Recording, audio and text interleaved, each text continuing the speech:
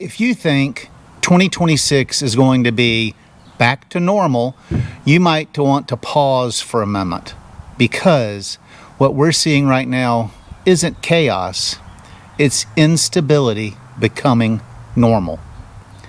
In today's video, we're going to talk about what to realistically expect in 2026, and more importantly, how preparedness gives you control when systems don't work the way they used to. This isn't fear-based, this is adaptive preparedness. Let's start with the truth most people feel, even if you can't explain it. Things are less reliable than they used to be. Power grids are strained. Supply chains are fragile. Weather events are stronger and more frequent. Can anyone say cloud seeding? Healthcare systems are overloaded, and the cost of living keeps climbing to almost an unattainable amount. Individually, none of those sound catastrophic. But together, they create a world where problems turn into big ones very fast. 2026 isn't about collapse. It's about compounding disruptions, even little disruptions. Those who adapt early suffer the least. What should we expect in 2026?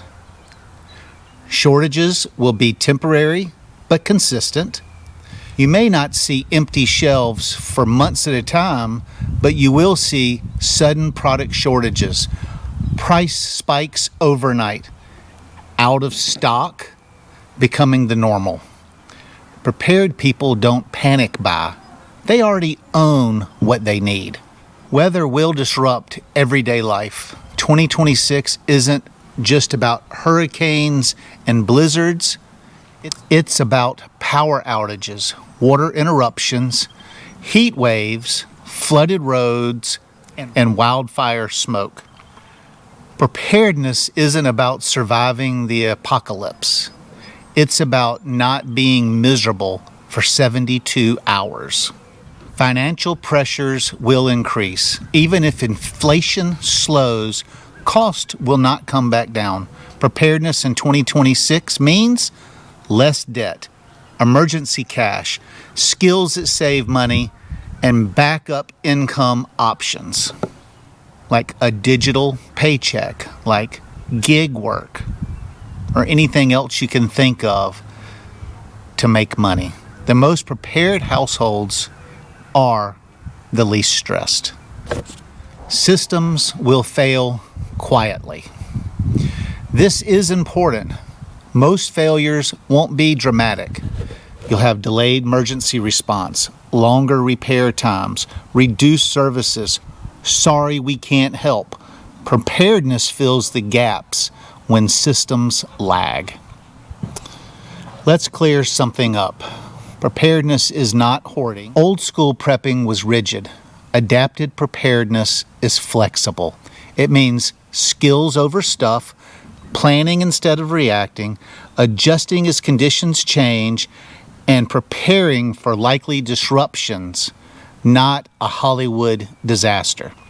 In 2026, adaptivity will matter more than stockpiles.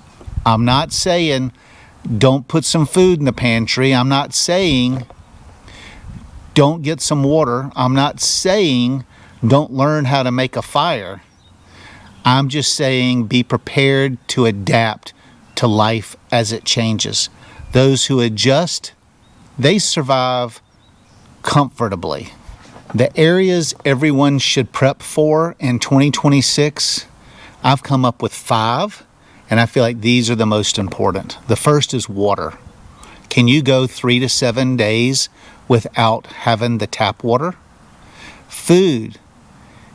Can you eat without grocery stores? Power.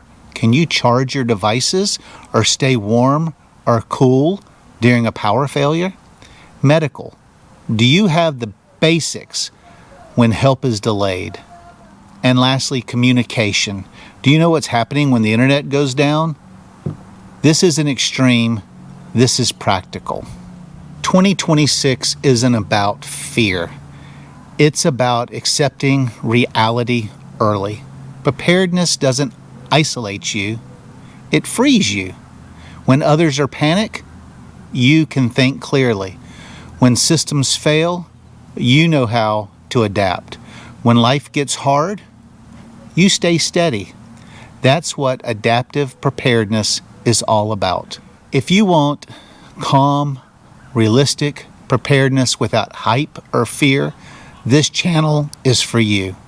Hit subscribe, drop a comment if you're preparing in 2026, and remember, preparedness isn't about surviving the worst day of your life.